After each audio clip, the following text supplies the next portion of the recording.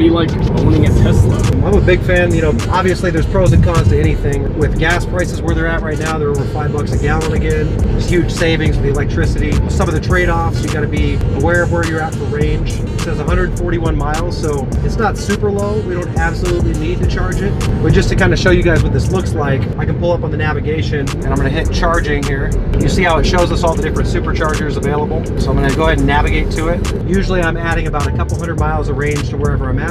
Typically that takes about 20 to 25 minutes. It's a lot faster than charging it up at home. Full autopilot, and now that I've got a destination plugged in, it'll even change lanes and drive us to the destination all the way.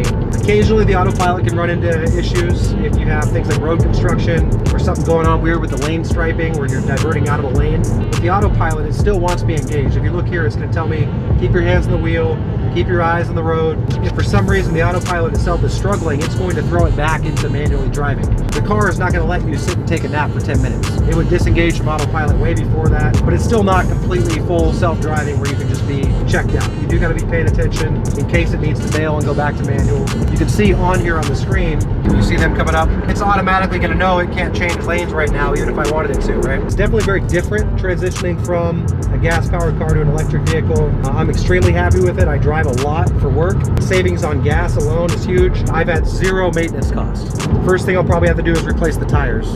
The other thing that's really cool on this is the regenerative braking. You don't really use the brake much. You take your foot off the gas and it's going to automatically start slowing down, pulling that power back into the battery. In the event that you need to run in somewhere and you got your dog with you and you got to leave them in the car, they can continue to operate like they're on, right? They can run the climate control even when you're outside the car and it's locked. And they have a specific feature here for that. It's called dog mode. Right over here, see where it says dog? I'm gonna go ahead and press that. They see that there's a dog in the car. Hopefully they can see on the screen. All right, we're gonna pull up real quick and plug in. Grab the handle, press the button here. It's gonna automatically open the charging port. Plug in. Now come take a look on the screen here. So it's automatically gonna go into charging mode. It's gonna tell you for the range you got it set. Normally I wanna charge this to about 80%, so let me move it to that.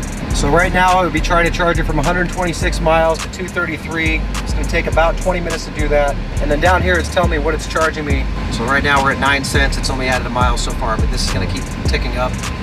So like I said, about 20 minutes from now and probably about 12, 13 bucks later, we'd be sitting at 230 something, 240 miles of range. That's some of the pros and cons of driving a Tesla. For me, it works out great. And that's even now that I can't charge it overnight at home. If you are able to charge overnight at home, you don't even have to visit these superchargers all that often. Even when you plug into 110, it'll charge at a rate of about 5 miles of range for every hour plugged in. So pretty slow, right? But if you think about that, if you're charging it from, let's say, 8 p.m. to 8 a.m. every night, 12 hours, that's 60 miles a night, 30 days a month. That's 1,800 miles a month. That's more than most people drive, and that's just plugged into 110. You get the level 2 charger at home, it's something like 20 miles of range for every hour plugged in. Battery capacity on mine, even if you're only charged to 80%, you're over 200 miles. Again, you got cost savings on gas, you got cost savings on maintenance, acceleration that's like supercar level. Not for everybody, but I do think a lot of people's worries about electric vehicles, their skepticism about getting into something like a Tesla, sometimes based on myth more than reality. And I think these are a better fit than most people might imagine for lifestyle. Anyway, Thanks, Elon. we're out.